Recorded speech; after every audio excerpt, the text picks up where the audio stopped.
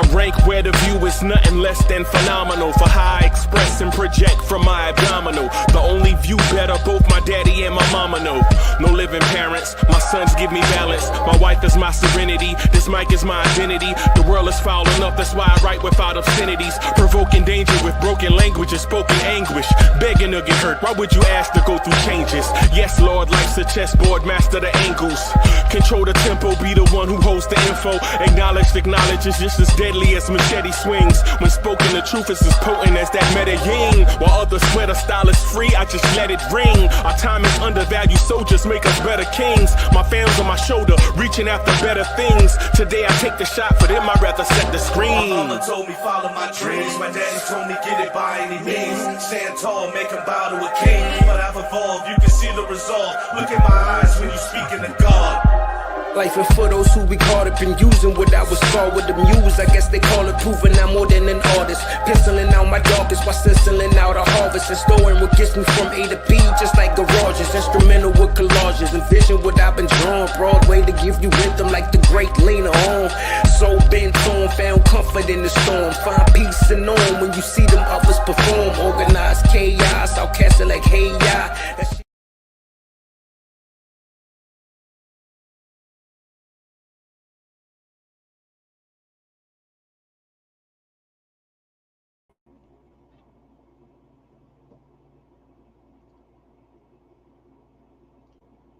Check, check, check. 1 2 1 2 1 2. There we go. There we go. Party people in the place to be.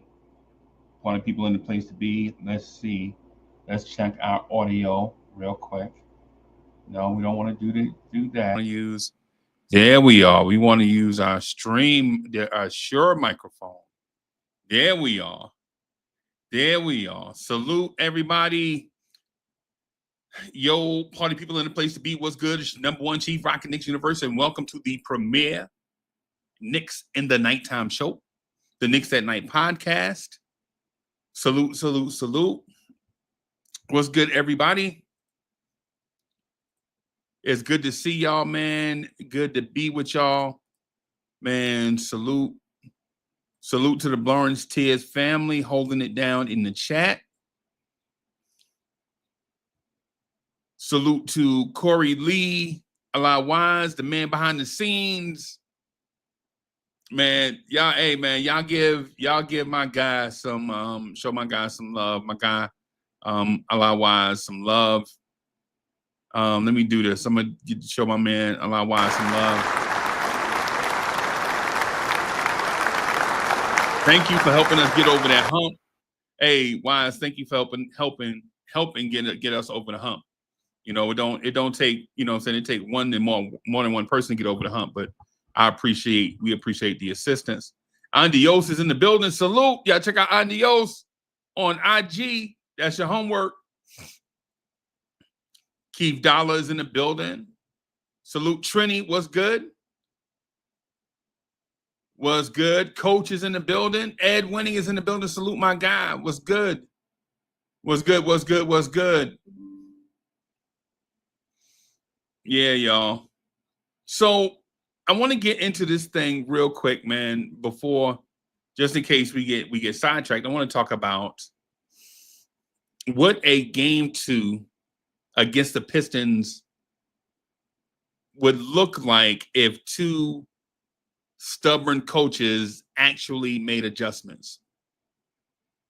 Now, y'all already know that JB Bickerstaff believes in toughness. He believes in, you know, go out there and show them who you are.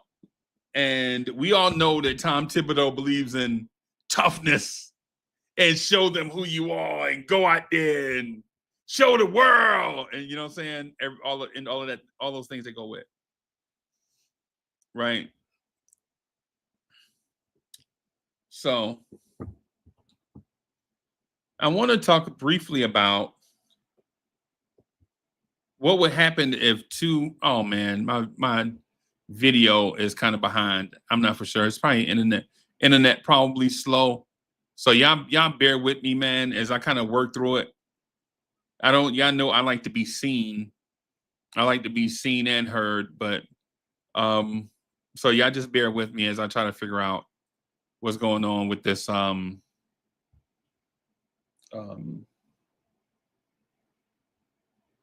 with this internet. I guess it is. I guess it's the internet.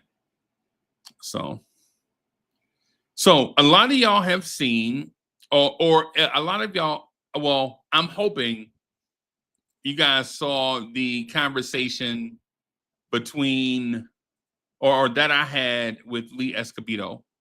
So that conversation was probably 3 or 4 Sundays ago. I'm going to see if I can find it, right? I'm going to see if I can find it. Right. I don't, well, you know what? It really don't matter. So anyway, Lee Escobedo and myself, we had a conversation about how you fix pick and roll defense. All right. And before before I get too deep into this thing, I'm not saying I'm always right about everything. Nah, I'm not saying that. Right. And I'm not saying that Tibbs is always right about everything, or you guys are always right about everything, or anybody is always right about everything. Right. But in a conversation I had with Lee Escobedo a few Sundays ago, a lot of Knicks fans were talking about how to fix the pick and roll defense during the summer. Do you go get another big wing? Do you go, do you just go get another big? And I mentioned in that interview, and I'm not saying that I know everything, because I don't, right? I don't know everything, but if I know something, I'll share it. So this is not like about an ego trip on my behalf. This is about us having a conversation about basketball. I did mention in that conversation that you don't fix every, Ribs is in the building. Salute Ribs. I forgot my guy Ribs. Ribs is in the building. Salute Ribs. Every issue that you see on the court doesn't have to be fixed by the front office. Right? Every issue you see on the court doesn't have to be fixed by if there's a issue on the floor, you don't have to fix it with a trade or a free agent signing or a draft pick. And we were talking about Cat's pick and roll defense. Top Notch T is in the building. Salute. And so when we were talking about Cat's pick and roll defense, we knew the issue was when you put Cat in jeopardy, he's a slow decision maker. But when you put him in go mode, he can go. Right? When you put him in neutral, he don't know where to go and all of that stuff. Right? He's not an active body. But in that interview, I mentioned that if Tom Thibodeau pressed him forward and took away the decision making and just let his use his natural instincts, that the defense would be better. I don't know if it fell on deaf ears or if it's whatever. But Tom Thibodeau did that against the Pistons, and it worked. You saw a different Karl Anthony Towns defense. Right? You saw a different Cat defense. And when I saw that, I was like, hey, Cat is playing at the level first and then reacting to what's behind him instead of trying to scan the whole floor for everybody coming through all at once, which kind of slows him down because it's too much stuff to process. But when you play him at the level and he can engage and he can just do what comes natural, right? And he does what comes natural, he is a pretty good defender. We saw that against the Pistons. Right? We saw that against the Pistons. Here's the thing, everybody. Here's the thing. This is where I want to kind of take game 1 and put it in the cabinet, because game 2, JB Bickerstaff is going to come out with an adjustment. And so I'm going to ask the chat what adjustment you think the Pistons will make to put Cat in jeopardy.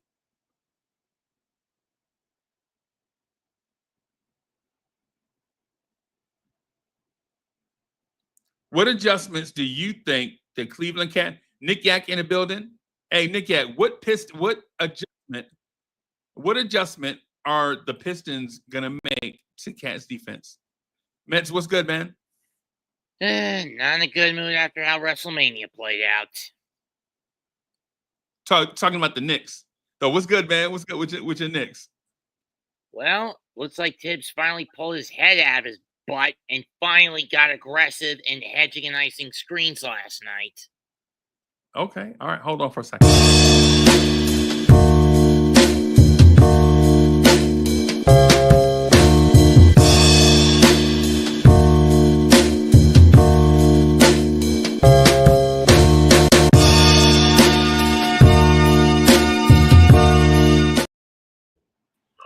Corey, Peace, salute. what's good? Look, Corey. What's good? Peace. I hope everybody had a happy holiday. You know what I'm saying? Continue, Freezy, please. Go ahead, Mets. What was, in my view, the biggest problem with our series with the Pistons, regular season wise? We got away from what we did best: play bully ball, get aggressive, hedge the screens, ice the screens, clog the passing lanes. And that's how throughout the last 3 games of the regular season series, the Pistons did us in. Saturday, Tibbs finally went back to that. But it took him three full quarters to figure it out. Fritz, what's good, bro? Hey, what's up? I see you have 8K. Congratulations. 8K? 8,000 subs. 8,000 subscribes. Yo! 8,000 subscribers. I feel special, bro. Lee, you heard him? I told you. Yes, sir. I told you. Trying to get 10K before the summer, y'all. 10K. Matter of fact, but hopefully before the end of the playoffs, end of the season. Yo, real talk. Yeah, thank you everybody that has subscribed. We appreciate the fact that y'all are coming through, rocking with the Lawrence Tibbs family. It was a struggle for a long time. We were in baby jail because we were kind of like not abiding by the YouTube guidelines the way that we should have been. And so we just made a concerted effort to just stop fighting YouTube all along the way and just do what they ask. And that is keep the language pretty much clean. You know, don't do no bullying, none of that stuff, man. Just keep it G-rated, Disney rated. And then, you know, and we're growing. So thank you for the subscribers, and here's to the future of us talking Knicks basketball. So thank y'all very much. Subscribe to the channel, y'all. Hit that like button. Replay gang. Subscribe. Hit that like button.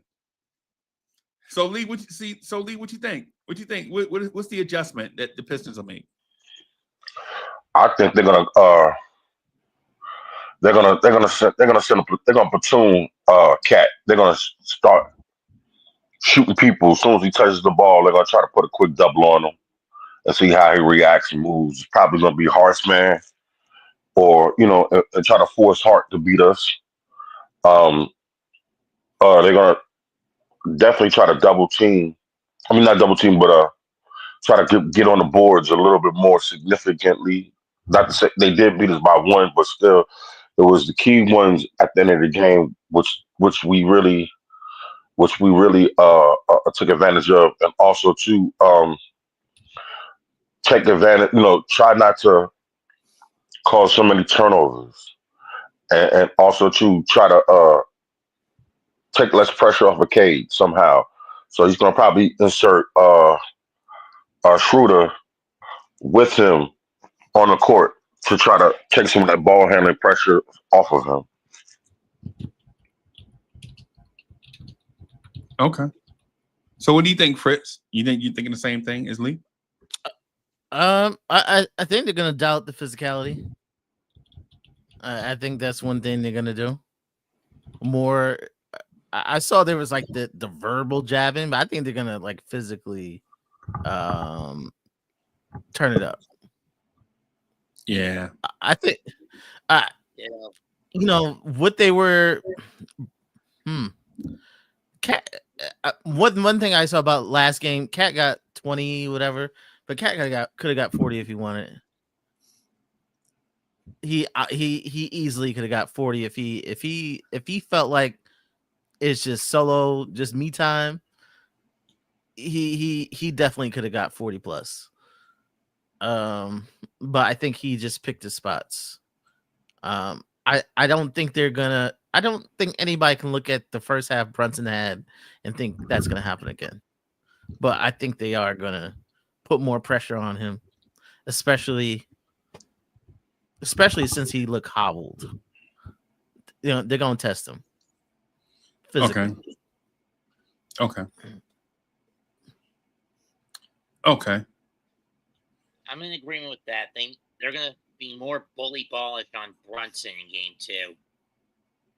They're gonna try to force it. They're gonna try to funnel him into the into the 3-man trap. They're gonna try to force him to make bad shots. They're gonna force him to go the Atlas approach and put the weight of the team on his back constantly over and over again.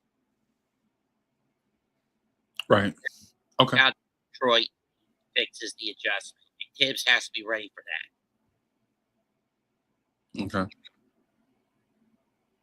Chat, what do y'all think?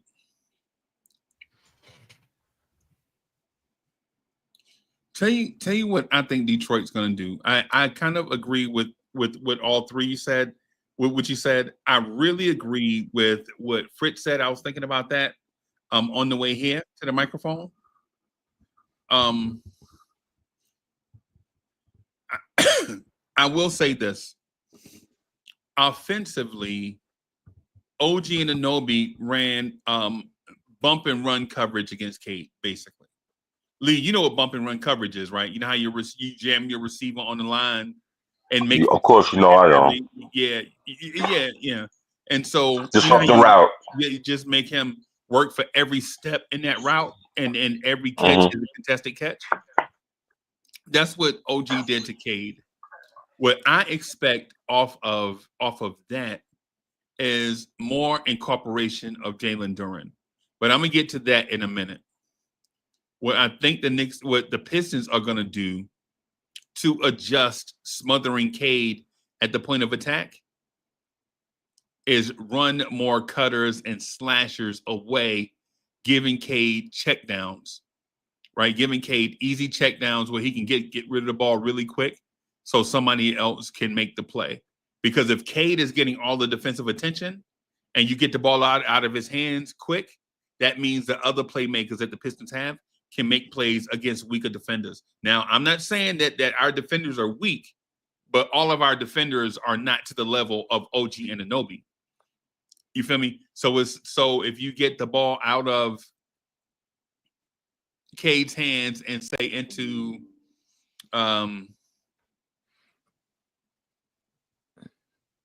Tim Hardaway Jr.'s hands, right? Now you get Tim Hardaway Jr. making a play maybe against Deuce or Mikal Bridges or whoever. Now, even with that said, I'm not going to get into that too much because I want to get into the thing about their playmakers. Their playmakers are weak, right? Their playmakers are weak. Their playmakers are so weak in a sense that I don't know if the Knicks even game planned to stop Malik Beasley and Tobias Harris, right? I think they may have just been like, yo, focus on stopping Cade. And then the other guys, we're going to get what we can get, whatever we get from their secondary and tertiary playmakers. As a matter of fact, their secondary and tertiary playmakers got off and had probably like career-like playoff games, and the Pistons still lost by double digits. So that is what I'm thinking from the Pistons side. This is what I'm thinking from the Knicks side. If Tom Thibodeau sees them running off-ball actions with cutters, I think he's just going to let them cut to the rim and force Cade to make contested passes to those guys in traffic and tell his Knicks defense to stay disciplined so that we won't give up corner and wing three-pointers just off of a mix in communication. right? The defense that we ran down the stretch, I think, is the defense that we're going to run. I guess it's today since it's 12:01, but I guess we'll run the same defense, but stay disciplined in our assignments. What you think, Lee? I totally agree with you. And then also too, I totally agree with you to the sense that I feel like, this is where Mikal Bridges has to really step up. This and Josh Hart, they have to really, really pay attention and communicate. And whoever's the back line of defense has to really, really, really keep their eyes open. They can just like a free safety, jump those passing lanes and turn the ball over.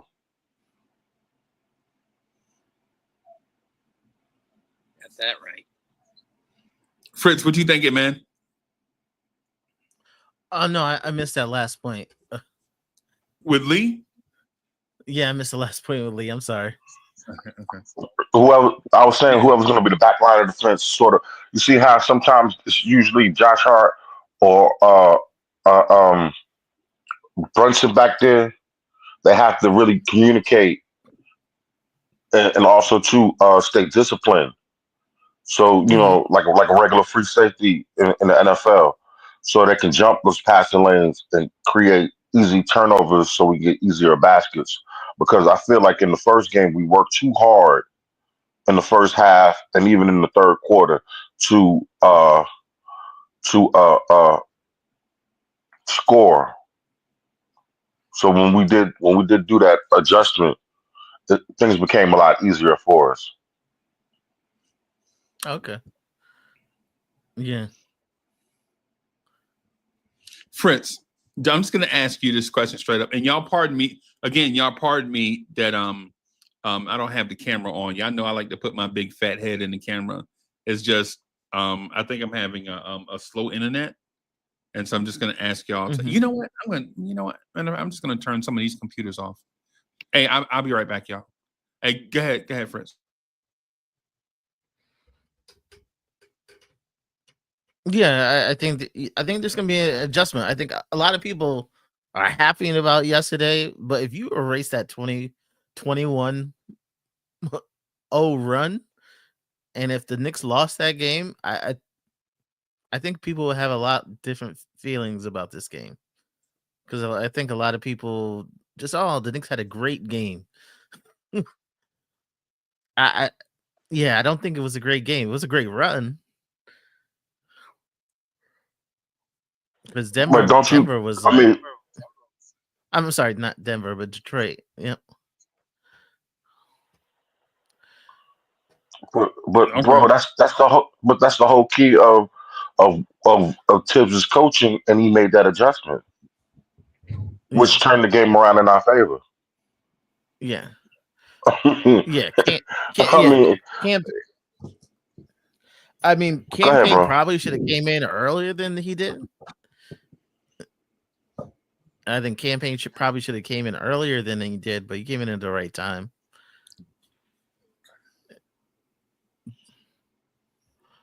But yeah, I was. So you said it wasn't a good game.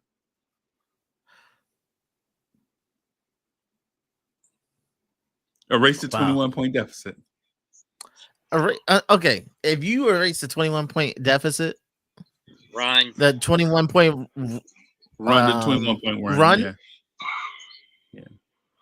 I think you come out with a different outlook on this game. There was a lot of things I didn't like. Like, there's a lot I didn't like about this game until the run. Okay. Well, state those, because right now you sound like a hater. So state those things so we can follow. Please break it down. I didn't know. Cat was so dominant. Cat was so dominant, and they didn't use him. Like, when that dominant started, they didn't keep going to it. Like, I was you couldn't stop him.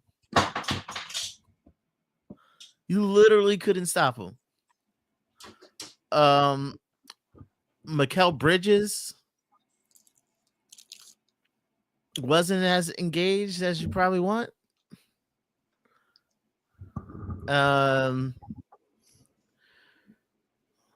Let me see. Also, yeah, Jalen Brunson missed a whole bunch of shots. Josh Hart's fouling.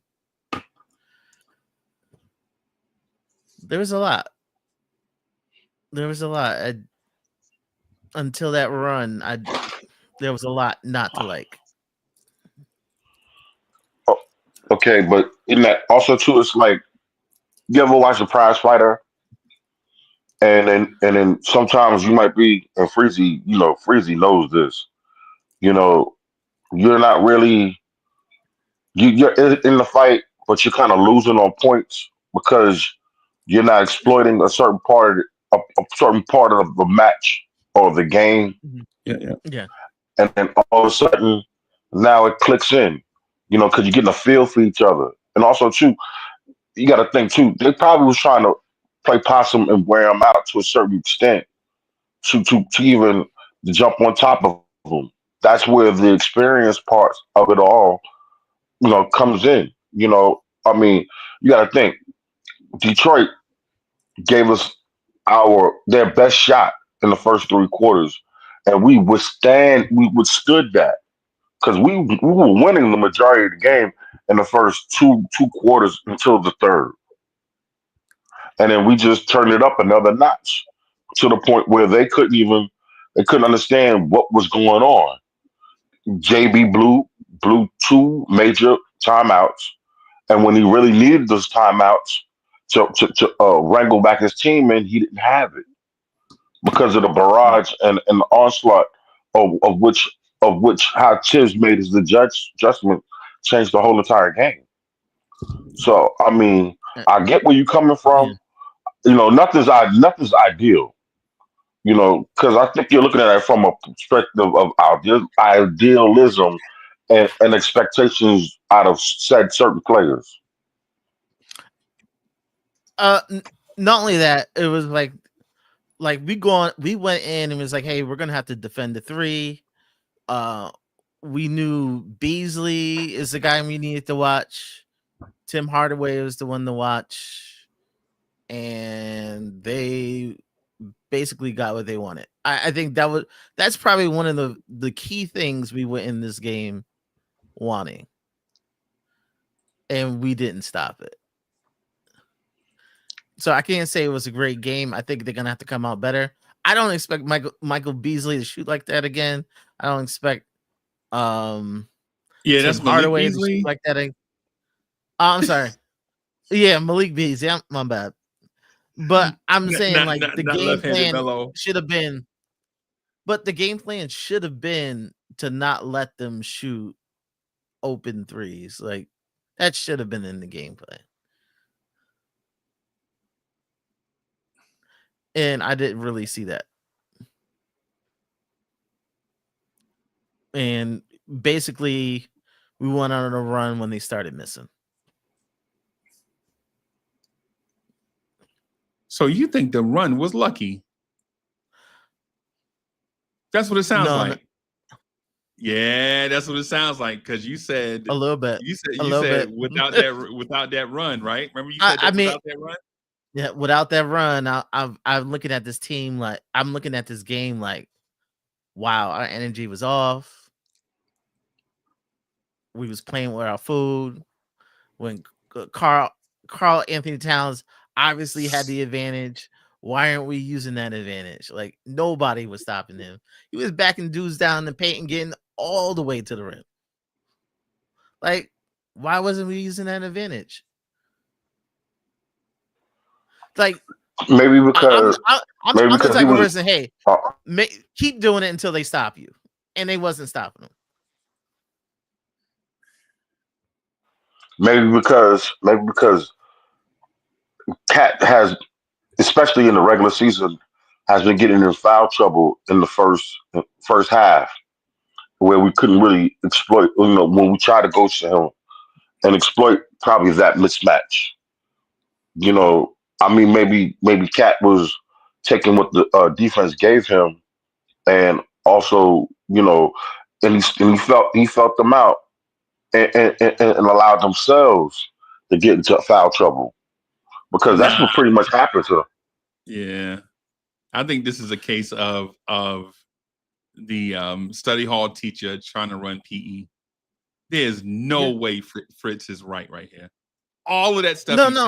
No. But Yes, like yes, when I'm yep. No, bro. Okay. Come on.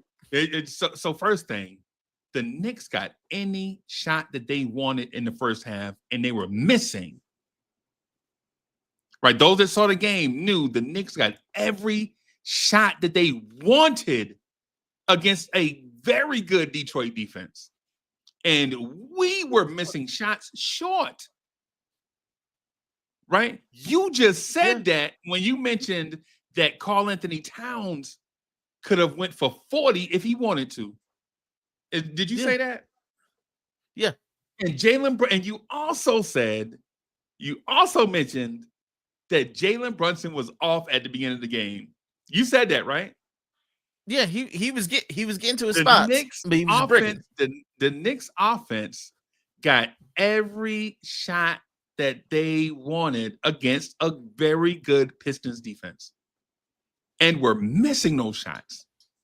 And we know by the law of large numbers and the law of averages that Jalen Brunson is not going to finish a night 4 for 15 or 4 for 17 or however he started. You knew that those numbers were going to balance. We know this, right? And so if I think it's fair to assume that maybe Detroit's physicality had something to do with that. That's fair. Right. But then when the Knicks made the adjustment and went on a 21-0 run, you could say one could surmise that the better team took advantage of a good team that has a lot of flaws. Because the multiple times they tried to stop the run with timeouts and with random fouls, they could not stop the onslaught from the better team. Now we can look at that. We can look at that as hold on, Yuri, hold on. You can look at that as luck, which I think that's the hater's perspective. Or you can look at that as a team adjusted to another team's flaws and dug their fingers into those flaws. And the other team didn't have a go-to when they were backed into a corner. Yuri, what's good, bro? Hello to everyone in the chat and to everyone on the stream. Thank you for having me. Corey, Fritz, Mets. Hello. Nice to. What's good, my man? I'm going to be the positive guy today. I'm not going to be negative. Man, please be positive, bro. Oh, I'm always positive. This game 1, you wanted to see it. You wanted to set the tone, physicality-wise. You set the tone. You had people all over media picking Pistons. All of it. ESPN talking their crap. Like they don't even watch our games. But we, the fans, watch this team almost every single night for 82 straight games. You got Udonis Haslem talking about if Cat's even going to show up in the playoffs. Yes, does Cat have an iffy track record with playoffs? Not going to deny it. Yes, he does. And this is coming from the guy who's watched him as well when he was on the Timberwolves. But what he proved in game 1 after tonight should shut everybody up. And that was just game 1. If you're a Timberwolves fan right now, you're sick to your stomach that you traded him for some chopped cheese. Basically. And a water bottle. Well, I like Dante though, bro. I ain't gonna front. Dante, my guy. I like Dante. I like that. The adversity that this team went through in game 1 goes to show that the narrative that was put on this team is that they were soft. After game 1 tonight, if I'm Detroit, I got to go up against this for 4 games straight. Let's see how they do in game 2. But I expect the same thing with the physicality. Yo, it's only fair to let Fritz respond, bro. My bad. I mean, let Fritz respond to because we came at Fritz with our claws out. I took it. I took it. I took it. If Fritz is the home, No, I just saying. Oh boy. Yeah, I he just. put himself I in that just. position though. No, I did. I did. Like I'm just not gonna be the one person to say, "Hey, that was just a great game." When it wasn't. I can't look at the whole thing and say, "Hey, it was just a great game." Yeah, we had great parts of the game, but just don't say, "Hey, we just killed Detroit." Nah, Detroit like had their way at uh, a but lot Fritz, of you the never game. said you never built on what Detroit did. What did Detroit do? And maybe we can follow, but you never said that. No, I just I don't think it was as lopsided as some people have come across as like, hey, like it was a lopsided, like we just killed Detroit. Like I don't come out of the game. I think coming out of the game saying, hey, we killed Detroit. But nobody did though. Nobody on this panel says that. No, I'm just saying, and I don't- just in general. Just in general. I think just on Twitter and I think we took a good shot from Detroit and we overcame it, but I can't just look But at the game and say, but Fritz, that's not answering. What did Detroit do that the Knicks should be fortunate to get out of that game with a win? That's the question.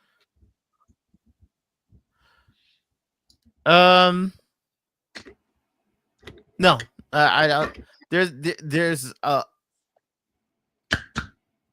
I like some of the veteran play from Schroeder. Basically the 3-point shot, they shot almost 50% from 3. I mean, there's positives they can draw from this game. There's positives they can draw from that game. I just don't think we like killed this game. That's just the only thing I don't. I'm positive. I won't say we stole one. I'm not gonna say that either.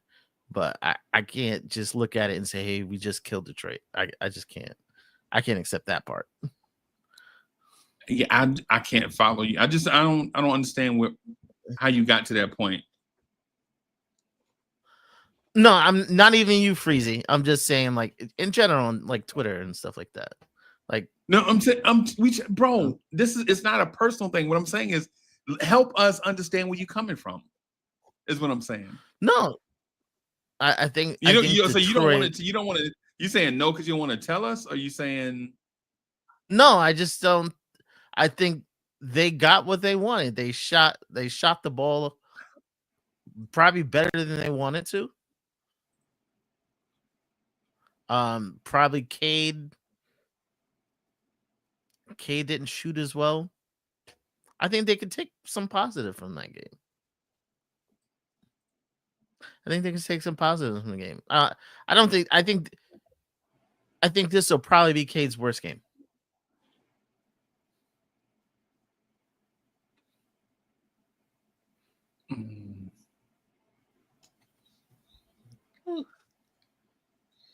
That's it. Oh. I definitely see where you're coming from on that. I can get behind that, and I would like to follow up on that. Decisions. Yeah, I would like to follow up on that if that's okay. Yeah, go ahead, bro. So when I was watching the game, I did a couple of rewatches, on my personal time. When it comes to the 3-point shooting, right? And the 3-point defense has been all over the place all years. You see, sometimes it's good, sometimes it's not. Sometimes they don't even go out and contest the 3-point line. And that was in the regular season. Game 1, Detroit wanted to send a message that's saying that we're just gonna shoot threes. Malik got hot. He shot 6 of 12. Tim Hardaway Jr. got hot. Tobias Harris got hot. They were killing us from the 3-point, and we've all saw the game. They were killing us in the first half. But then when Mitch came in, and I think this was a pivotal point too, when Mitch came in, at certain times, right, the 3-point defense got better. And he only played almost 20 minutes. I think his actual time was 18 minutes. So if you're Tibbs, right? And I mean, if you're Tibbs, do you think to yourself, and we all know how Mitch is injury prone, right? I think Mitch is still trying to warm his feet up still because he hasn't played the whole season. But I think if you're Tibbs, you have to leave Mitch out on that floor for at least 30 minutes a night just to anchor the 3-point defense. And at the same time, though, I want to talk about the double big lineup as well. Wait a minute. Hold on. All right. So we gotta keep a certain pace, just like throwing out random topics and stuff, man. We want to keep a certain. No. No doubt. I'm just clarifying a thing. All right. So the 3-point topic that y'all mentioned, or you know what? How about this? How about we talk about what Detroit did to the Knicks? Right? Nothing.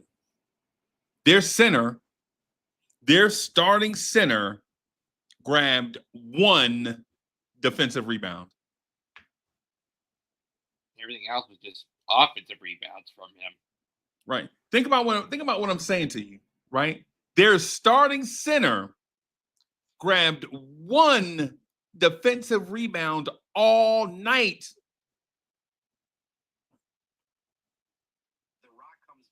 And so we didn't mention that. I mean, maybe that's not worth mentioning, right? Maybe it's not worth mentioning. I didn't think that was worth mentioning, to tell you the truth. Yeah. To me, that's very, very, very worth mentioning. In that means the other team's starting center kept him off the defensive glass. Whoever the Knicks starting center was, right? One of the other things too that we mentioned is Tom Thibodeau put a fly in the soup at the beginning of the game, and it turned Detroit's defense kind of catter-corner, or like by a 45 degrees or whatever, right? We know that they wanted Jalen Brunson to take the ball out and bring the ball up against Ausar Thompson with 70 feet of pressure every night. I mean, every possession. We know that, right? You know how we know that? Because the first time Jalen Brunson took the ball out, guess what Ausar Thompson was? Picking Jalen Brunson up 70 feet, right? But to start the game, Tibbs, knowing this, had Mikal Bridges bringing the ball up. So now it's not a devastating move, but it's a fly in the soup, right? Now what do? The thing we thought we could exploit right away, we have to do something different, right? So now you have the New York Knicks' very own Tim Hardaway Jr. as the point of attack defender. And if you were a Knicks fan when Tim Hardaway Jr. was a Knick, you know Tim Hardaway Jr. is not a point of attack defender. Anybody in the chat notice that? Chat, let me know if you noticed that. Let me know if you noticed that Tom Thibodeau countered what JB was going to do before he actually saw it. Anybody saw the game from the beginning of the game? Anybody remember that when they watched the game? Anybody rewatched the game? Anybody? I did. I rewatched the game and I did notice that. I thought I rewatched it this morning. I wasn't able to do much watching it because most of my weekend was basically caught up on doing something else. Well, I was more. But okay, so the point that I'm getting at is there was a lot of nuanced, high level stuff here. If you watched the game, you actually saw it. Maybe you paid attention to it. Maybe you didn't. Right? But the mere fact that Tom Thibodeau adjusted to the adjustment before he saw the adjustment means this dude is locked in. And also, right? Also, if you notice on the pick and roll, instead of Cat staying back, allowing Jalen Duren to roll to the rim when Cade got the pick. Cat jammed Duren and OG smothered Cade. So now the pick and roll offense they wanted to run had no outlets to it. The only time they had an outlet is when one of their random shooters sprung free and got open, and Cade found them for an open 3-point shot. That's it. Right? And by the time that started working, the Knicks already had a lead, and you can tell the Pistons were already defeated. That's why when I hear anything Pistons on the Pistons side of anything, to me is BS. Anything on the Pistons side of it is BS. Period. Because if you watch the game from the beginning, you saw Tibbs was out coaching JB Bickerstaff from tip-off. There was no, oh, I wonder if such and such and such. Nah, this man was putting up a masterclass from go. Man, we gotta reserve like our Tibbs hatred for like the summertime. Yesterday was probably the best game Tom Thibodeau coached all year, maybe in 2 or 3 years, and we got to give him credit. Right? When somebody does good, bro, you got to give them credit. When somebody does bad, you can knock their head off, right? But to say that, nah, man, they didn't do. The Pistons let the Knicks get, nah, man. The Knicks were, man, if Jalen Brunson was hitting his shots at a even below normal, even below average clip, we'd have been blowing the Pistons out by 20. Or at least 25. Yeah. Fidji, I do want to pick up on one comment, if that's okay. Right? Yeah, come on. So you were mentioning the adjustments that Tibbs were making all night. Right. There's one adjustment I really liked from him, and that was bringing in Mitch when they had Isaiah Stewart and Jalen Duren out on that floor. I don't know what quarter it was in, because I didn't take notes, right? Okay. But I think it was around the second quarter or the halftime, right before halftime. When Mitch dunked on Isaiah Stewart, okay, I don't think people noticed, but Cat was boxing out Jalen Duren, right, which allowed Mitch to get that offensive putback. Right. And Tibbs kept that line up out there for the duration of that second quarter. And I think that was the turning point of the whole game. Okay. Going into that half. Sure, we had a bad third quarter as time went on, but that first half of the double big lineup in a stretch, it really was working. That's why. Hey, so you think that was the turning point? Fritz, let me ask you this. I'm gonna ask my guy Fritz. Fritz, which part do you think is the turning point? Do you think it's that point that Yuri just said, right? About Mitch and us having a defense that's more athletic, that covers more square footage with Mitch on the floor, or the looks on the Knicks' faces when they saw Jalen Brunson come back out of the locker room and walk to the scorer's table?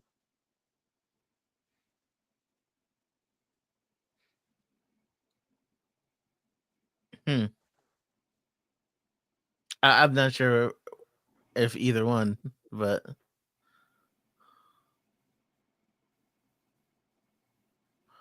which is more important? I kind of doubted Brunson finishing the game, actually, honestly. I think so. I thought so too. I you know why? Because when he got injured, they never took him out. Right. They never took him out the game. Like, he literally just kept playing. And I was like, oh, they're going to pull him out. I'm like, nah. No, Tibbs is a sociopath, bro. You know that.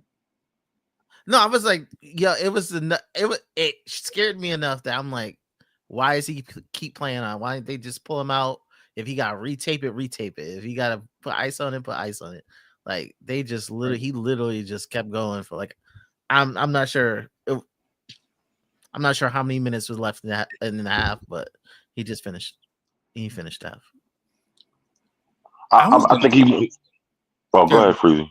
Go ahead, bro. Okay, I was gonna say, I think he wanted to give him his, I guess his, wanted to let him go to, if he could physically, let him go to the point where he normally takes him out and keep that rotation, or the rotation that he wanted to keep.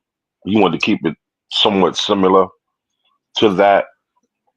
So, and and of course, Jalen Brunson, he fought through it, and I mean, maybe it hurt us to some degree because that's when I think, what I'm saying, they increased that lead to 8, or maybe to that point. But then he knew that that was hurting us, and then that's when he made the switch and brought Cam and Deuce back in. No, I honestly thought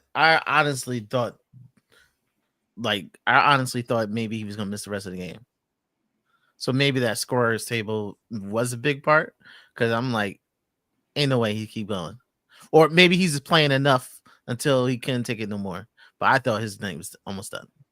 Yeah, I thought so. I was in that point too, bro, where it's like, man, if Jalen Brunson is hurt, then but I thought that for a little bit, right? Until the campaign show. And so when the campaign show came on, I forgot Jalen Brunson was a Knick for a few moments, bro. I ain't gonna lie to you. The 5 seconds where campaign was shadowing for the 5 seconds, Hmm. that legit caught the Pistons off guard, in my opinion. Oh yeah, that may have been a blessing in disguise. Yeah. So you're to your question, I'm gonna say there were a few moments.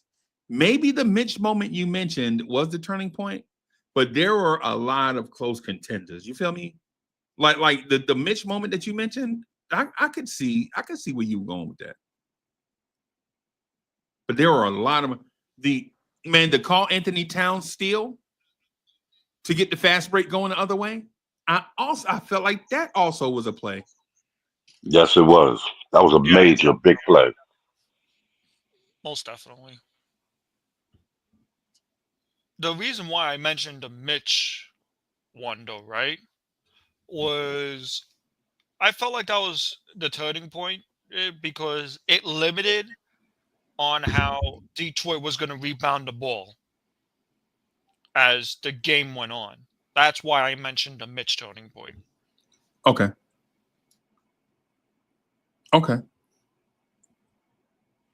All right. Yeah, I was excited, man. There were some plays that had you excitable throughout the course of the game.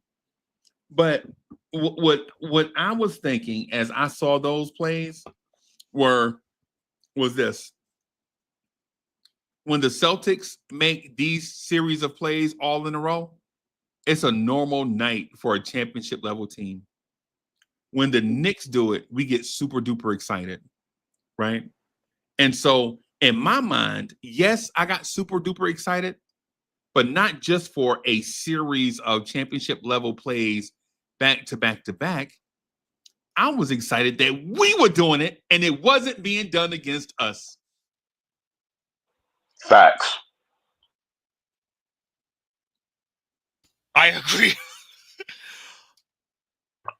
It wasn't the same old swan song at the end of the game that we've been noticing all season long.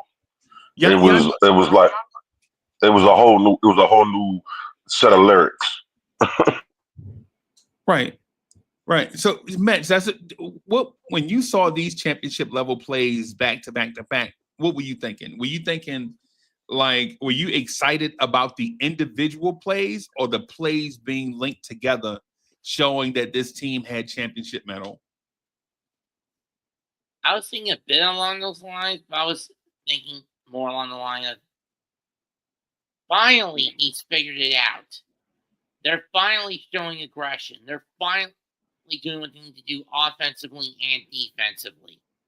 Again, I wasn't really paying much attention to the game as doing my own calls over the weekend of something else.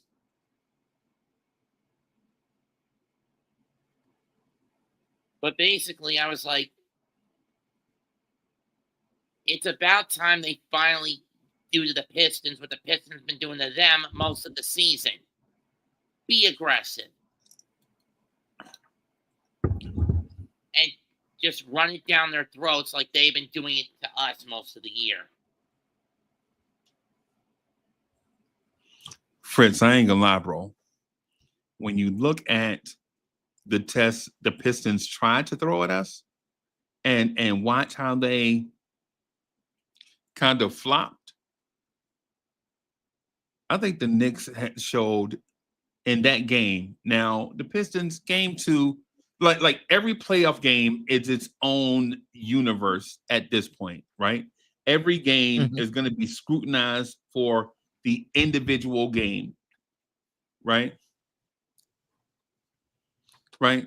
So what I saw is the Pistons use cheap Bush League type tactics in order to rattle a team that if this team was young, like the Pistons, I think the team would have been rattled.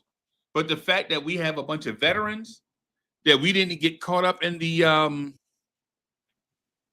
Bush League stuff. Yeah. Throughout the game, when you go back and watch you don't have to go back and watch the game. I'll jog your memory, right? During the course of the game, the Pistons were doing cheap stuff throughout the game. Like, remember when Cade was on the ground and Cat jumped on the top of him, but he didn't put his weight on Cade. Remember that when he was just reaching for the ball and Cat didn't put his weight on him, right? You saw what the Pistons were doing, right? You see the Pistons come in doing the old WWE chicken wing, trying to move, but really trying to shove somebody out of the way. Like, yo, let me get my guy shoving and all that stuff. And when Cat got up, right?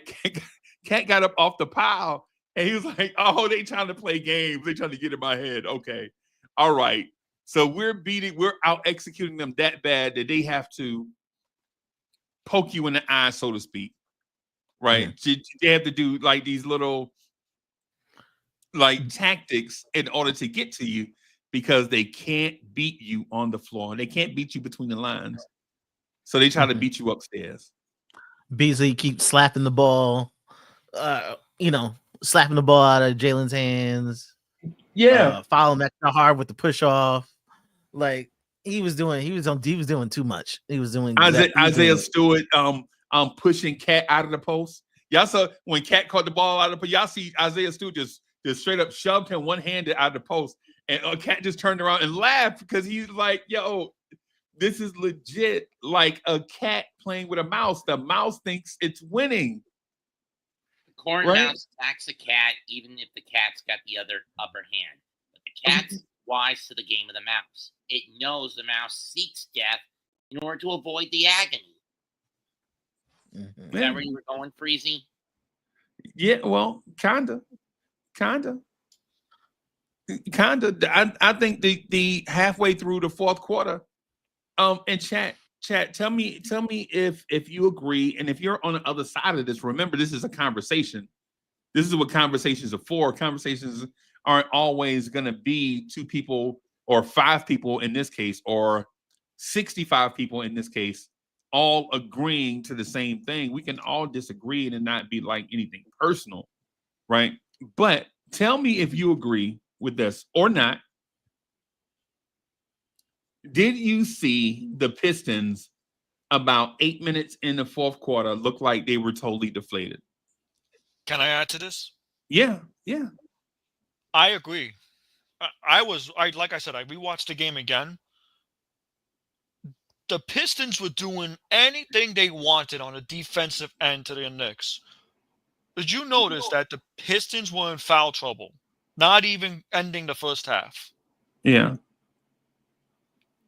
That goes to show how undisciplined and how mentally the mind games they were trying to inflict on the Knicks. Jalen Brunson didn't care. Cat didn't care. OG didn't care. None of the starters cared. Yeah.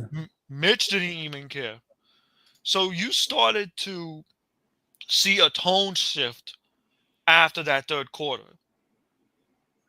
Right? they all tried to do their bully tactics as well. You see Cat getting into it with Isaiah Stewart. You see Jalen Brunson getting the ball pushed out getting the ball pushed out by Malik Beasley. You even see Malik Beasley chirping it up with the Knicks players. Yeah. Right? And then the tone shift changed around, I would like to say around the close to the 8-minute mark. Yeah, you're right, Freezy. Yeah. When Campaign came in and went up to Dennis Schroeder's face and says, "I'm here. What the F you talking about?" Right. And I want to also add on, I'm going to keep the pace too by ending it with this. The narrative that the Knicks team is soft, that can be killed this series. Because OG said it best in the press conference before game one. We can be physical too, and I'll end it with that. All right. You don't have to end it, man. We all friends here, bro. It's all good. You don't have to end, But what I will say is it based on what you saw in game one, right? And I want to ask Fritz Alcindor this. Fritz, I want to ask you specifically this. Mhm. If Detroit is an emotional a team that plays on high emotion, right? Yeah. How are they going to respond when they hit the floor today and potentially their emotional leader is not there?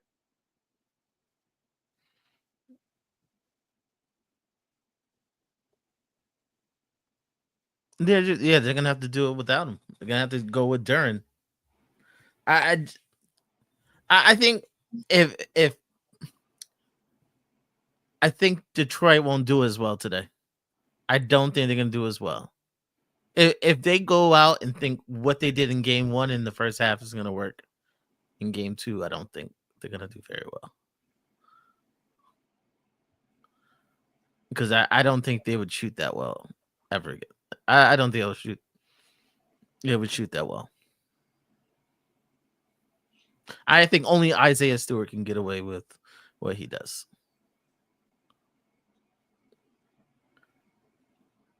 I agree with Nick Yak. I think we can play better than we played Saturday.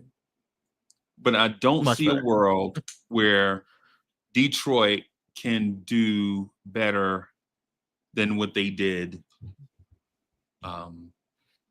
Saturday night. I just agree.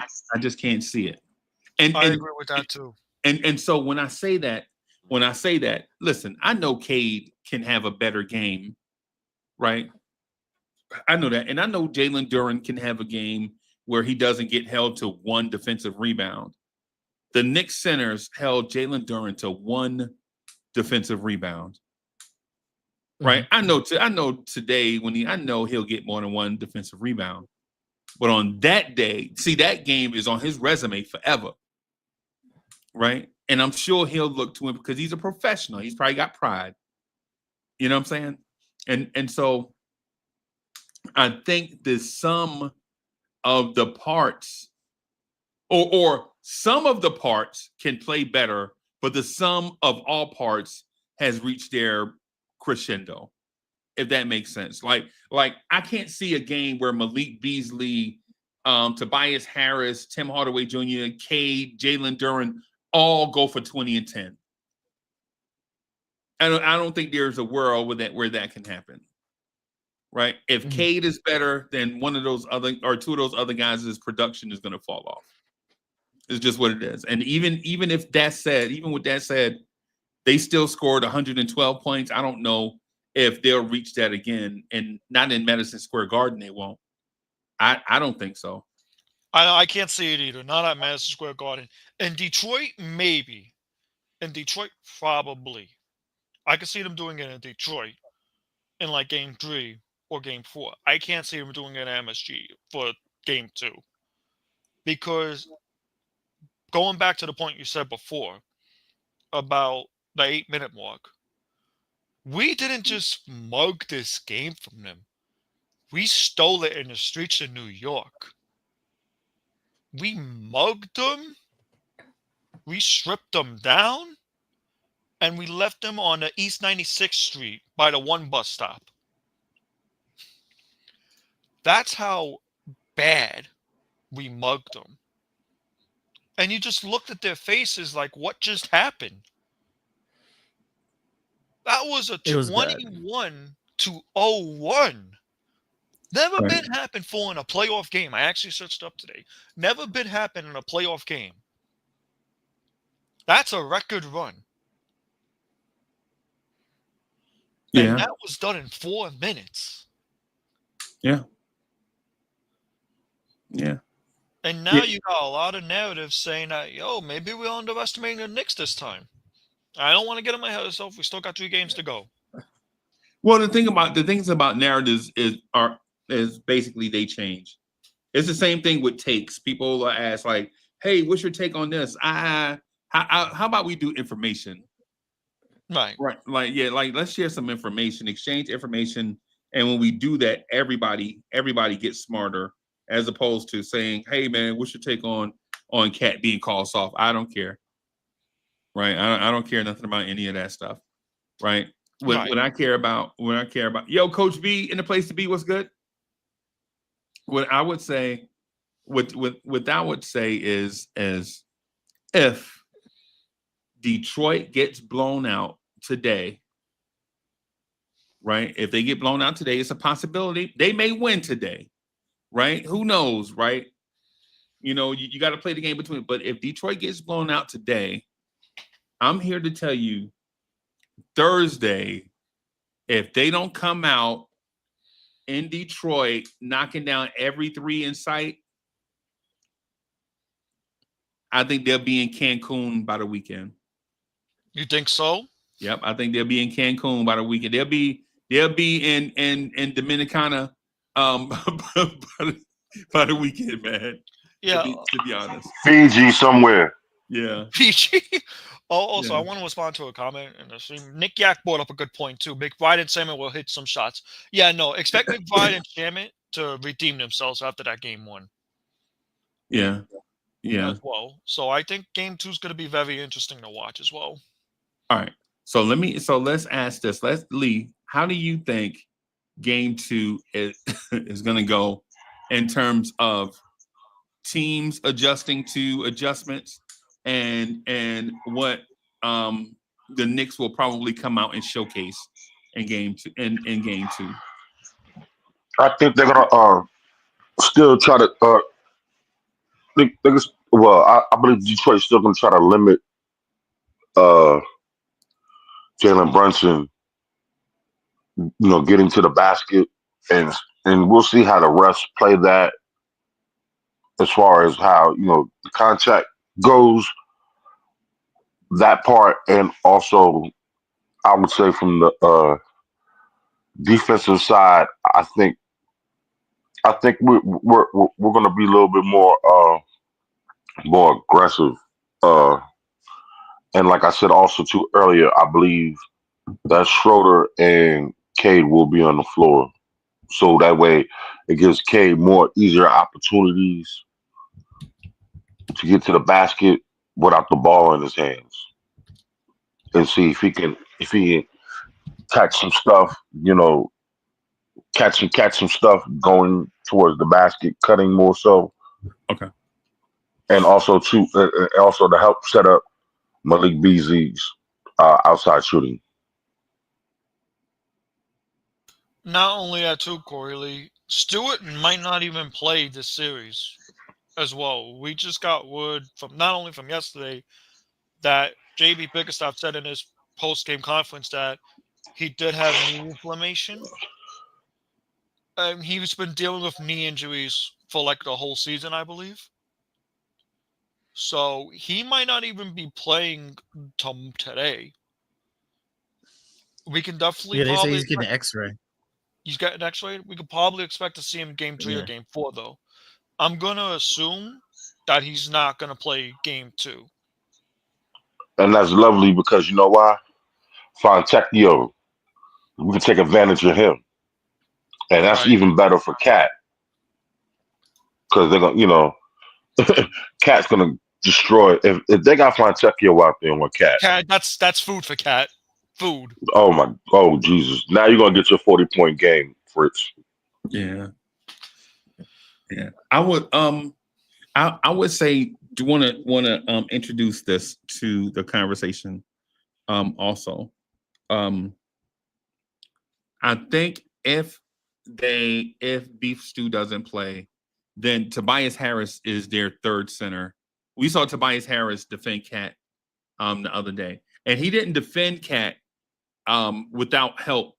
He defended Cat with help, and those are two separate things, right? If Tobias Harris has to play, Fritz, were we together? Lee, we were all together, right? Remember when I asked who was guarding Cat? Who was the 5? I think y'all said Tobias Harris. Yeah. You said Toby. Yeah. I think somebody pointed out that it was Tobias. Yeah. And so if that's what they have to go to, you can expect the double team and then a barrage of threes, right? Because usually, and chat, listen, I'm saying usually, right? I'm saying usually role players perform better at home than they do on the road, right? And so game 1, we got the opposite of that. We got their role players going off on the road, and our role players outside of Cameron Payne,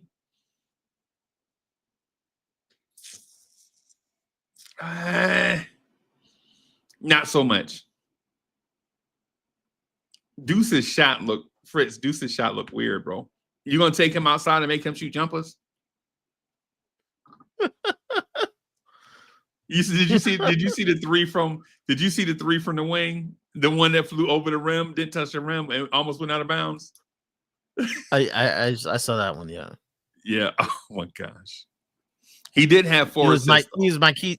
He was my key to the series. Like he was my, like, I think if Deuce does well, the Knicks win. Yeah. Well, I'll say this, man. It's gonna. I expect our role players to dominate game 2. Expect Cat, Brunson, OG, Bridges to all eat, but I expect our role players to come alive, right? I think I expect this to be a blowout. I expect the Knicks and Pistons to be resting guys in the 4th quarter, getting ready for game 3. And I don't say that, in a bravado, like, oh, the Knicks are just better because it's universally ordained. Nah, usually the home role players perform better at home than they do on the road. And the fact that our role players didn't really thrive, I expect things to balance themselves out in game 2.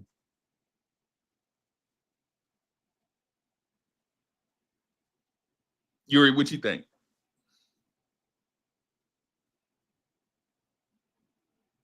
Man, Yuri is quiet. Yuri said he wanted to smoke, but Yuri ain't. What's good? Man, Yuri got quiet, man. He must have took a break. Lee, Sorry, I was on my phone real quick. I'm on my phone, my bad. What was the question? Role players. Yeah. I definitely see the role players stepping up in game 2.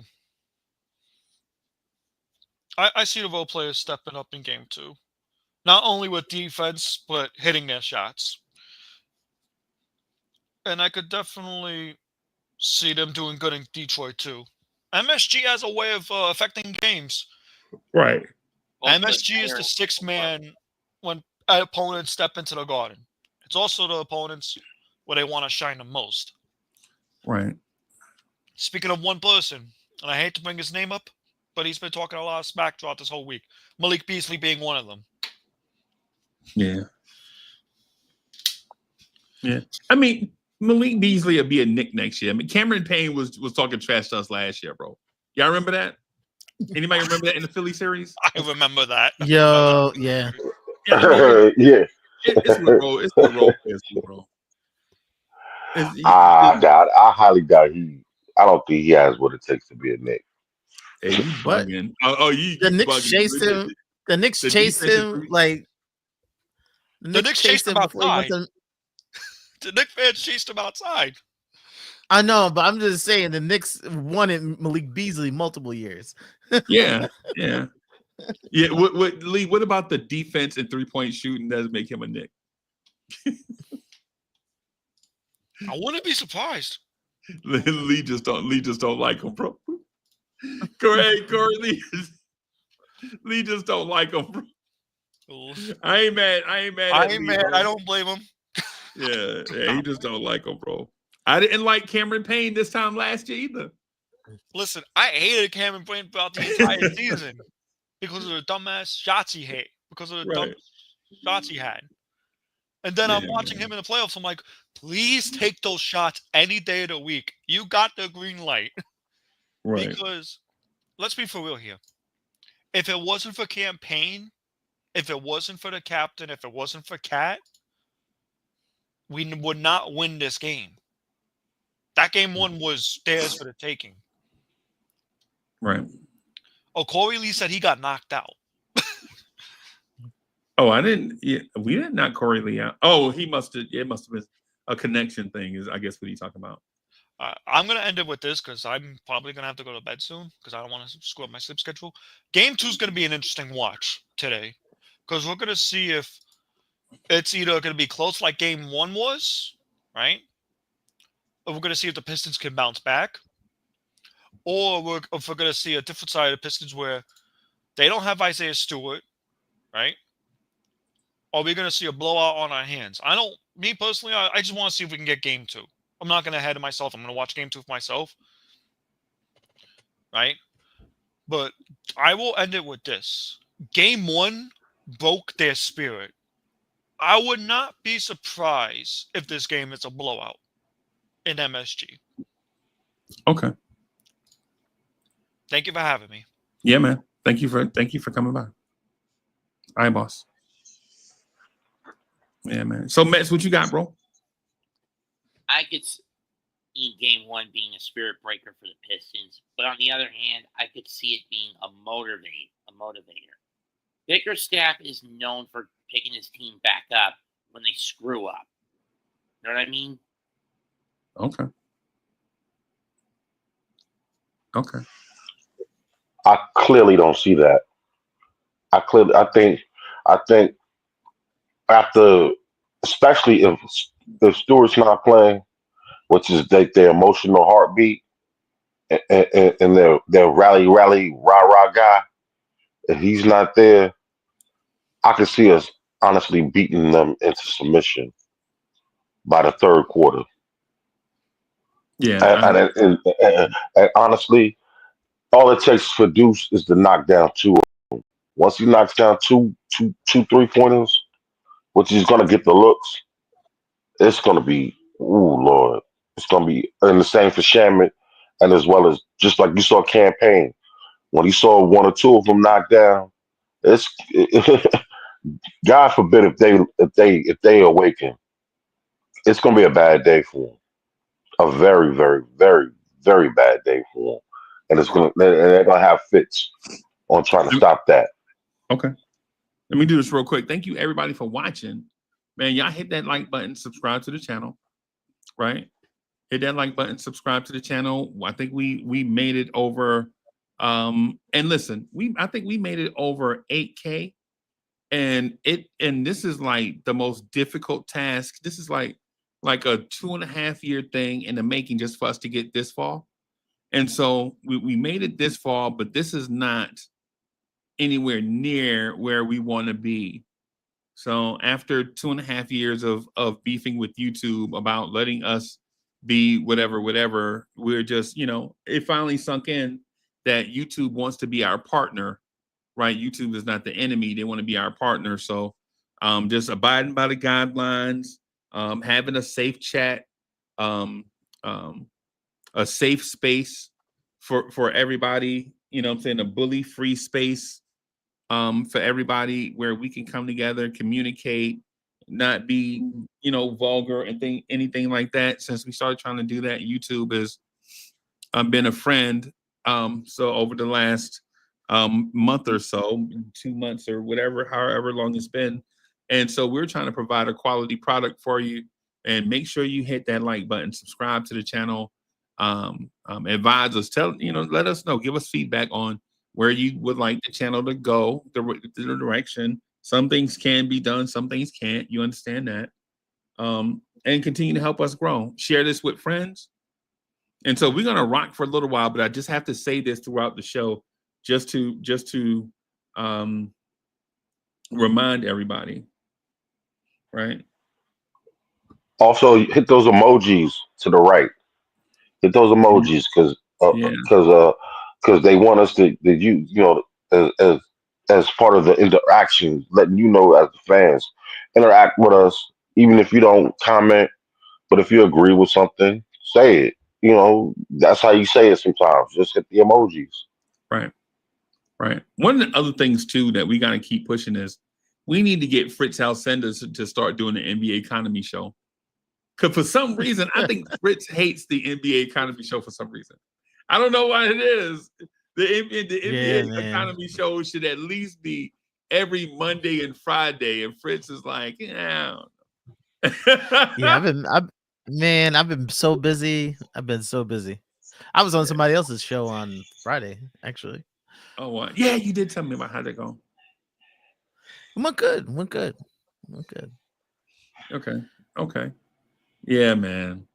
So we're at like here we're at like 8K. I will assume that the sky is the limit because we don't know how many friends are out there.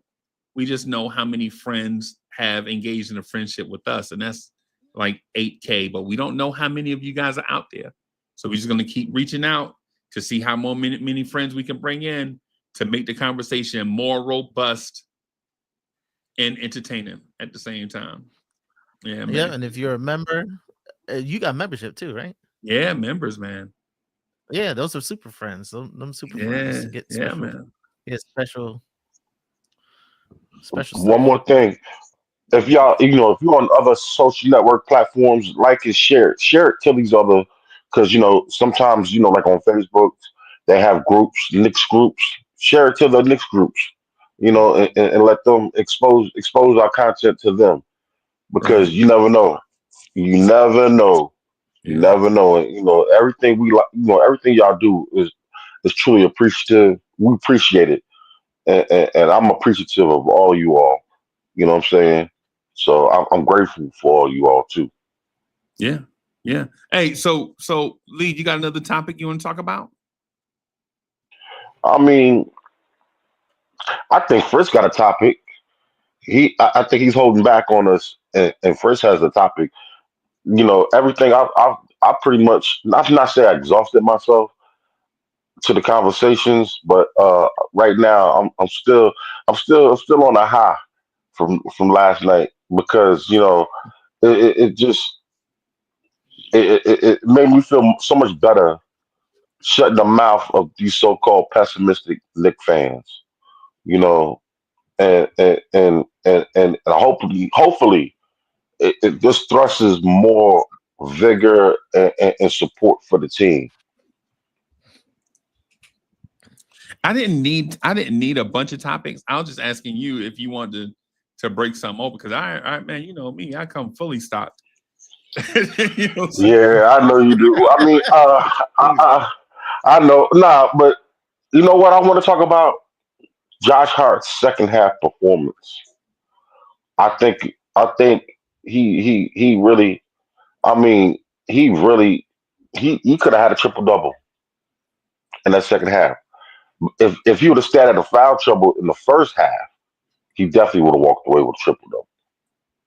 Right. Okay.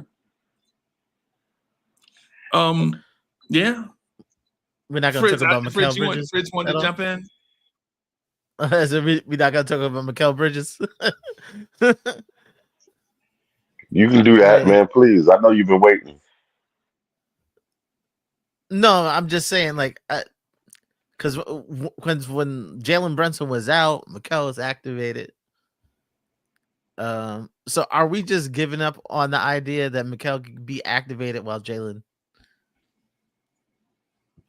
on the floor?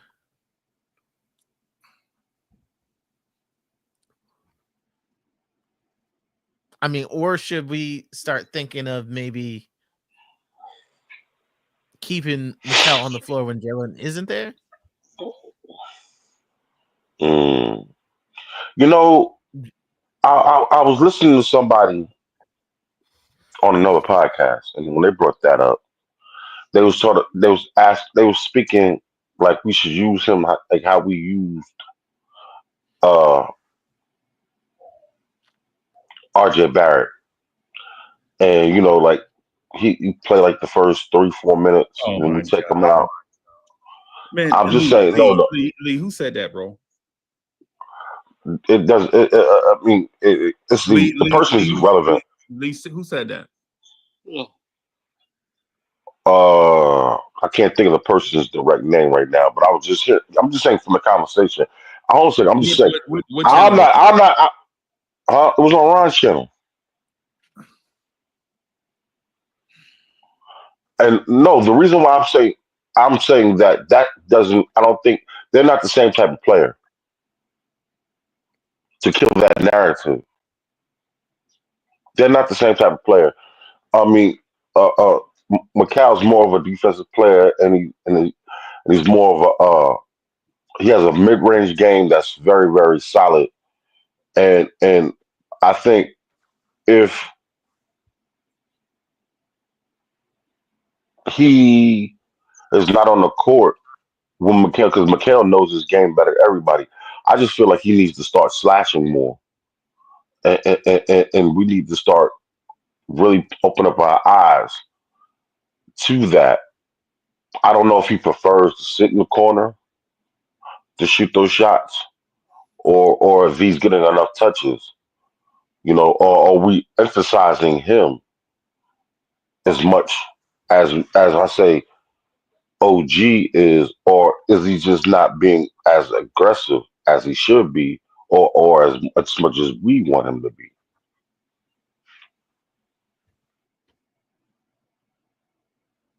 Beats a snap, crackle, and pop out of me. I'm gonna just say this here, and this respectfully to like everybody that want to click that link to come on. Like here on the channel, man, I really emphasize basketball. Right. And I understand like at other places, people emphasize narrative and all that stuff. Like stuff. But here I always put the emphasis on basketball. And then when I go to other places, when in Rome, do what, you know what I'm saying? You know how the saying go. It was the Romans. Right.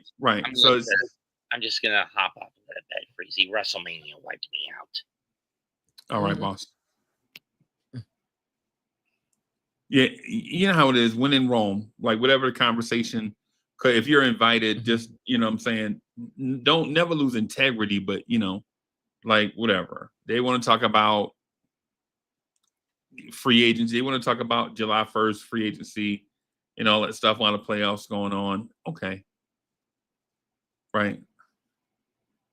But some things, man, we got to like stay in a certain pocket in order to be respected as people that talk about basketball. Because if you talk about basketball in a way that's nebulous, the conversation never ends because it's a cloud, right? But when as soon as we hear people say Mikal Bridges should change his role, that automatically signals to me that person don't know what don't know what they're talking about, right? Like Cat should change his role, or Mitch should change his role. These type of things don't happen. Like we're talking about weight room, film room, hours of practice, all these different. Mikal Bridges would have to change his body type to be a RJ Barrett type of these things. There are so many there are so many Hooper type thoughts that go through your mind. Like RJ Barrett was a battering ram for the Knicks. We want to turn Mikal Bridges into a battering ram?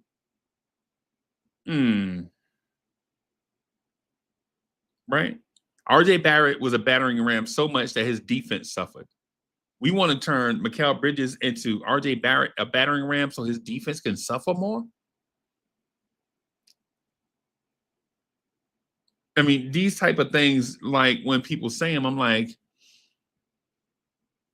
I'm glad YouTube allows just about anybody to create a channel so they can talk. So, because I'm glad they just don't do that here.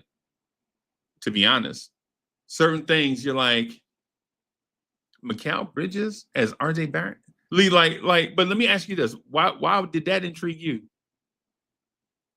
No, I didn't say it intrigued me. I didn't. I don't even want that. I want Mikal Bridges to play Mikal Bridges basketball. I want Mikal Bridges to play the best possible defense that he could possibly play, because that's what we brought him in. We brought him here because we needed a defensive wing. We needed more outside shooting, you know, and also too a veteran playoff presence and somebody who's also been to the finals. So he has all these experiences on this team to help carry and lift our team to where we're trying to get to. Uh, I never felt like he should be in any role like that sort. His role with me, as far as the team, is pretty much solid. You know, now could I ask him to be more aggressive on the offensive end? Yeah, if he gets the ball, if he gets the touches, if he can get the ball where I know he can be successful, of course, so I would love that. You know, but him trying to play that RJ Barrett role, no, I don't agree with that. I just brought it up because I know there's people who believe that, you know, and some of them I've seen in other chats that are in our chats bring up the same thing constantly. Okay. Yeah, I would suggest to you, as a professional podcaster, Yes, sir. you are a professional podcaster. Like Fritz Alcindor is a professional content creator, right? Mhm. That's a part of your gig. Part of that is listening to what others have to say, and there is the part where you put that on your desk and you dissect it to see if it makes sense. And then if it makes sense, is it worth saying? And then if it's worth saying, when do you say it? Like, do you say it right away? Do you save it for later? There are like all these different things that go into it. And so Mhm. with me, when it comes to anything Mikal Bridges related, anything Knicks related, right? What I'll do is point out like something that I'll use yesterday for an example, or Saturday for an example, right? The Knicks shot 52.7% from the floor. They took 93 shots, right? The bench took 15 shots, right? OG Anunoby was 8 for 18. At points, he was on a heater. At points, right? Cat only took 14 shots. We wish he could have taken more. Jalen Brunson took 27 shots, right? Because he was off some and it took him a little while to get going, right? Josh Hart was 6 for 10, and you probably don't even remember the 10 shots he took. And so that leaves Mikal Bridges 4 of 9. Where does Mikal Bridges be more aggressive in that sense with the way the flow of that game played out?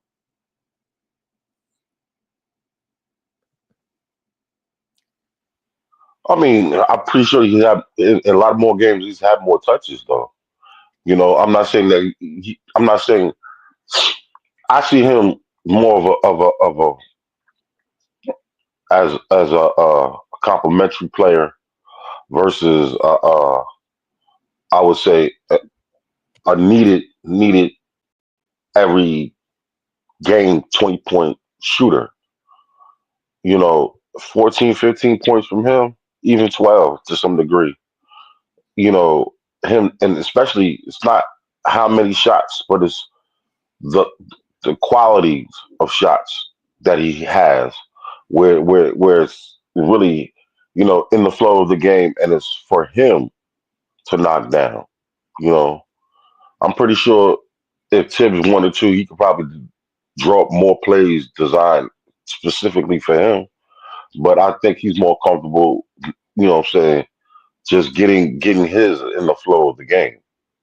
You know, but also too, I hope he doesn't pass up any shots that we feel like he can knock down. Fritz, you got anything on it? On it? Because I think Okay. Lee trying to protect somebody. Lee trying to protect a doofus. No.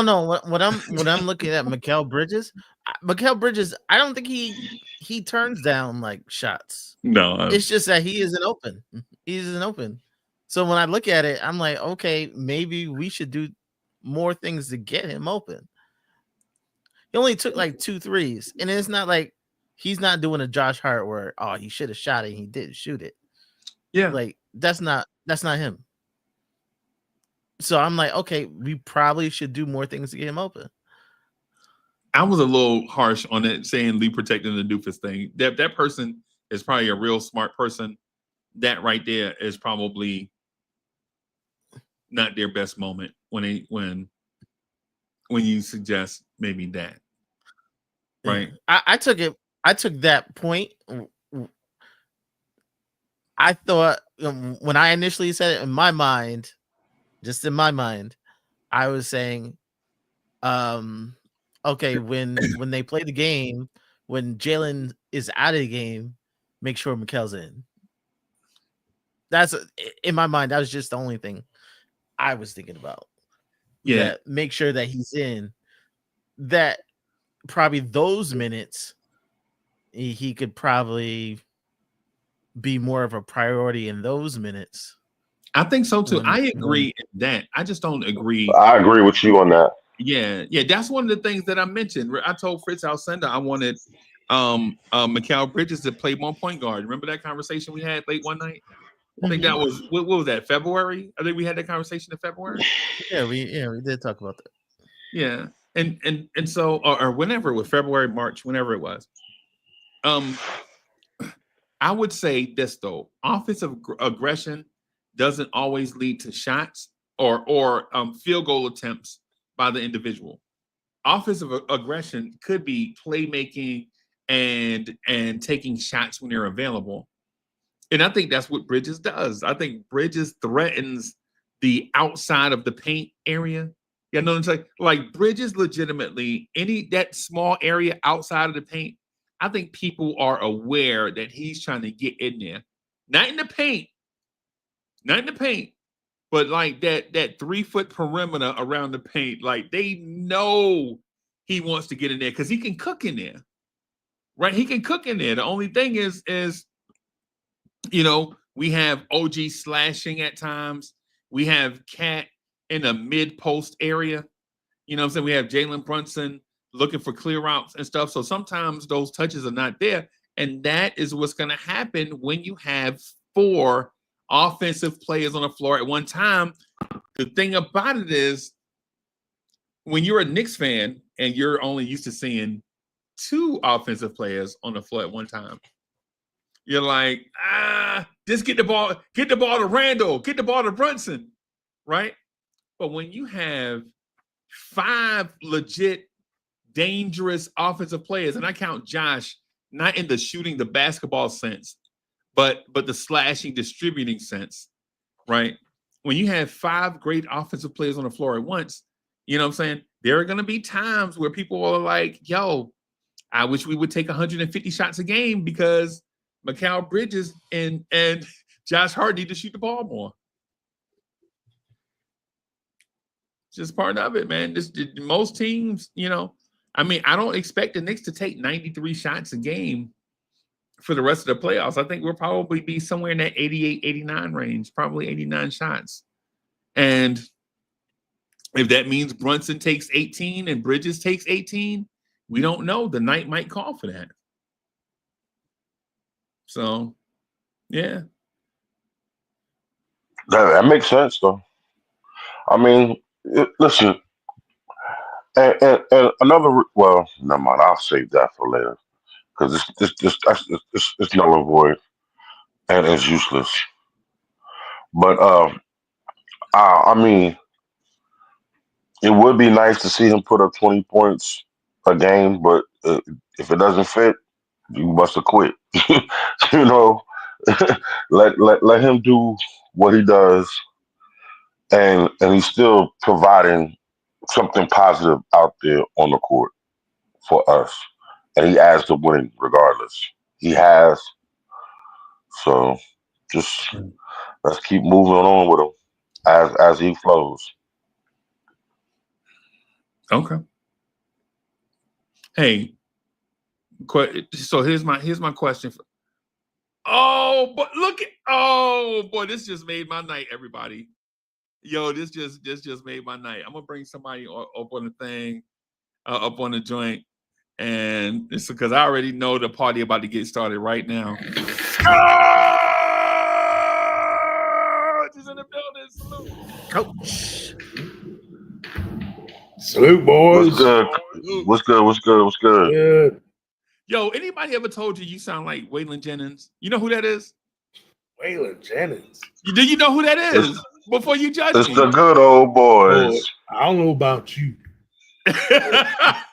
When they was passing out luck, Owen Luke must have gone fishing. That's my dog right there.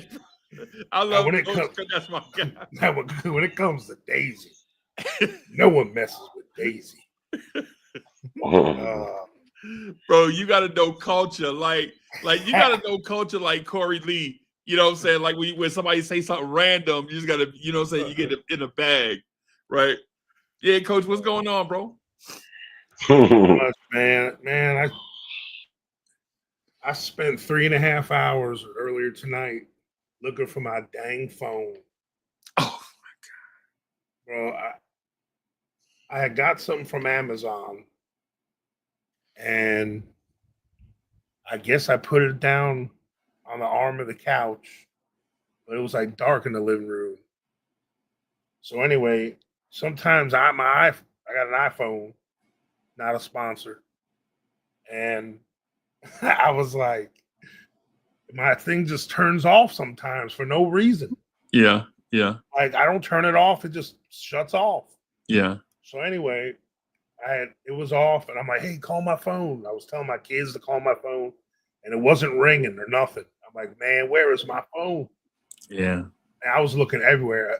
You know, when you get so desperate, you actually look in the fridge. Yeah.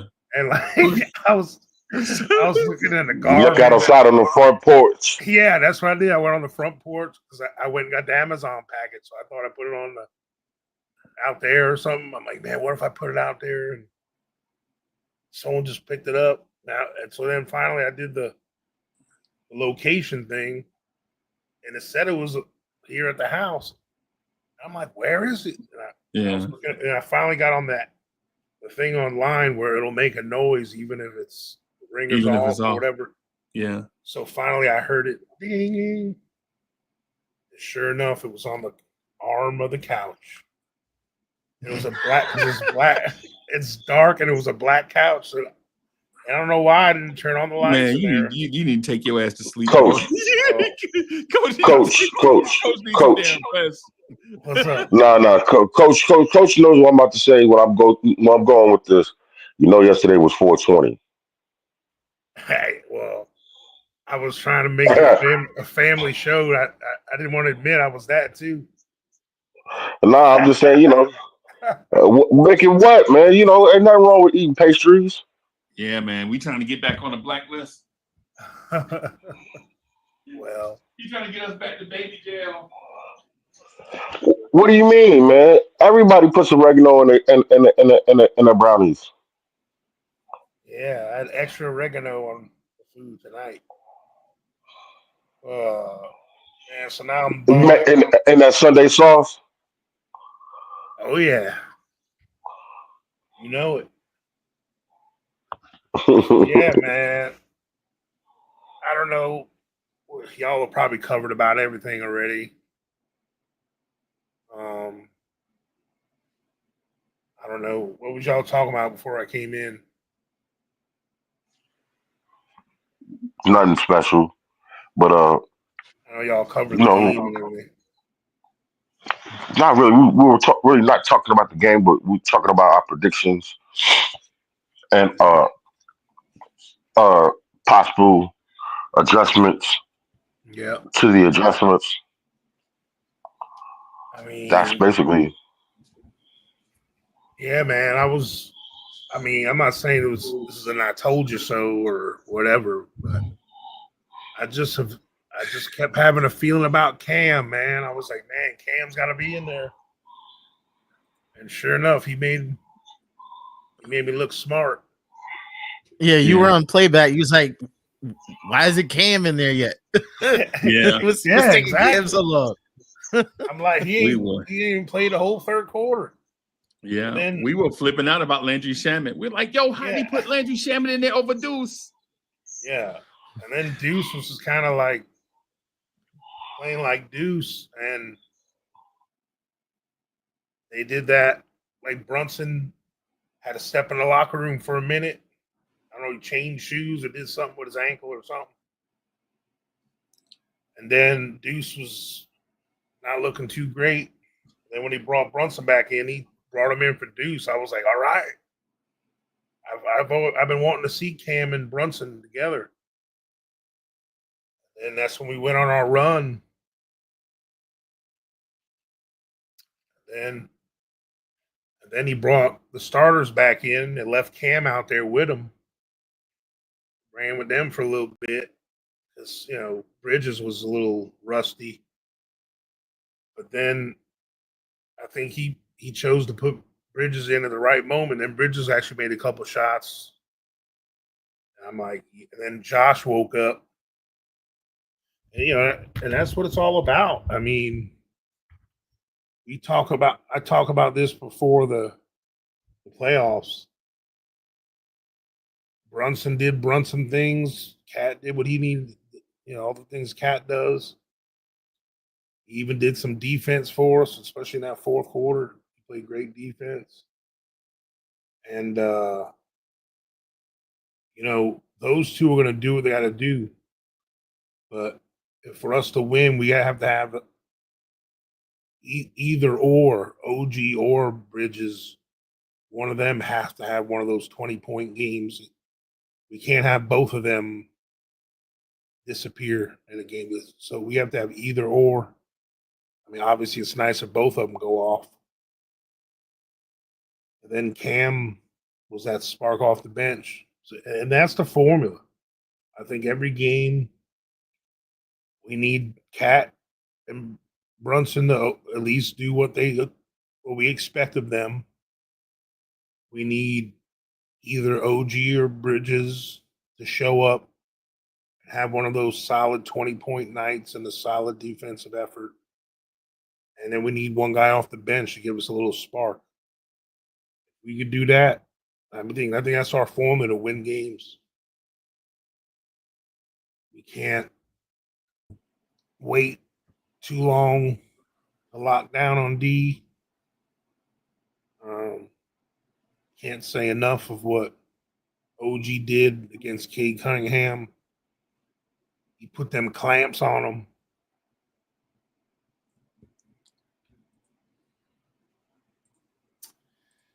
Okay. He was shutting down the motorcade. So Yeah, man. So what about your adjustments, man? What do you think Detroit's going to do tonight against this different looking Knicks pick and roll defense?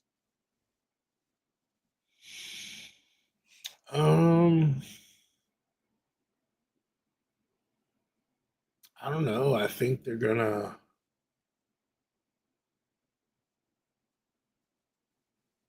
I think they're gonna try to. They're gonna try to put. They're gonna try to get Cat in foul trouble. They're gonna try to. I think they're gonna try to attack him, attack the paint. Like I think if Cade Cunningham tries to drive to to the paint. You know, he's either going to dish it out to one of the open threes or draw a foul. You just gotta hope. OG does what he did again this past game. Okay. Hey, you working tomorrow morning? Unfortunately, well, not in the morning, no, but tomorrow night. Tomorrow night. Okay. I'm unfortunately not going to be able to be a part of the watch party tomorrow because I got to work. Yeah, no, I understand. I understand because I missed some days too. Missed some. Yeah. Well, I'm not missed the games, but couldn't join playback because I was on calls, but I could watch the game on my phone. Yeah. So. And for the most part, I think we had the right defensive strategy. We were making it where Tobias Harris and Malik Beasley and one of them guys are going to try to have to beat us. I don't think there's much now during the first. Now, they've shown that they're not capable of doing that a whole game. If they could do that a whole game all the time, the Pistons would be the 2 or 3 seed. Right. There's a reason why they're the seed they are. They don't have enough consistency. Nope. So, and they showed in this game, just like any pro team, they're going to be hot. It's very rare to have 2 or 3 guys hot for 4 quarters in the NBA, and the other team not get hot themselves. And we've shown that our offense and the guys we have on our team, like a lot of people were calling for more defense, but Detroit's not a good enough offensive team for us to have to just lock them down on D to keep up with them. Like, Detroit's one of the teams that we can just outscore. I know people don't want to just have a score fest and never play defense. I'm not saying that. Okay. I just don't think personnel-wise we should sacrifice offense just to try to make stops against Detroit. Okay. I think our normal scheme, regardless of personnel, is enough to slow down Detroit. It's like we did in the fourth quarter. We were forcing turnovers.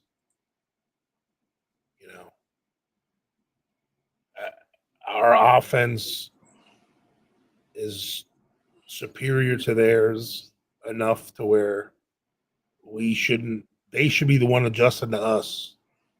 Okay, we should be doing things that we do, and they need to find a way to adjust to us. I don't think we should be sacrificing our offense just to, make us look a little bit better on D. Okay. Hey, so we have about 5 minutes before I have to cut it. Right. Just wanted to say again, thank you to everybody that's helping us get away from YouTube's baby jail.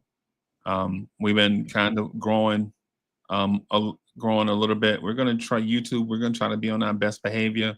And for everybody that's here new to us, that's Coach Malpica, aka let me let him say it, aka Big Paisan. Bim. Let's go.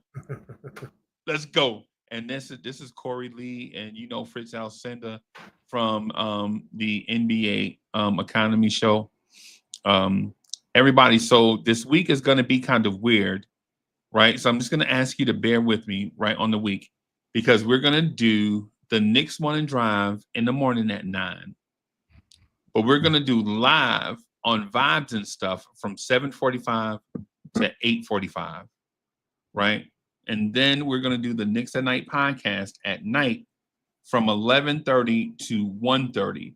And so we have to keep a super strict schedule in order for all of those shows to fall into a schedule. Because if we don't, then it pushes my activities during the day back, and then it pushes the late show back, which pushes the early shows back, which creates that cascading effect. So for those that like culture and just morning shows and things of that sort, 7:45 on Vibes and stuff, we already have a format. I used to do it with Chuck Allen. I'm going to try to, me and DSJ are going to start it just to get your day going.